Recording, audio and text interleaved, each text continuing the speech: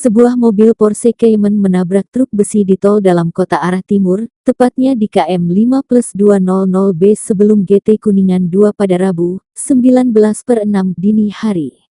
Akibat kecelakaan ini, pengemudi Porsche berinisial TP meninggal dunia. Insiden kecelakaan itu bermula saat mobil Porsche Cayman yang dikemudikan TP melaju dari arah timur. Diduga pengemudi kurang berhati-hati hingga akhirnya menabrak truk besi yang ada di depannya. Tak hanya menabrak bagian belakang truk, mobil Porsche Cayman itu juga tersangkut dan sempat terseret hingga beberapa ratus meter. Polisi menyebut pengemudi mobil Porsche berinisial TP yang tewas dalam kecelakaan di tol dalam kota, Jakarta berstatus sebagai mahasiswa. Kasih Laka Lantas Subdit Gakum Ditlantas Polda Metro Jaya Kompol Diela Kartika Arta mengatakan hal tersebut berdasarkan data pada KTP korban. Menurut KTP mahasiswa usia 31 tahun, kata Diela.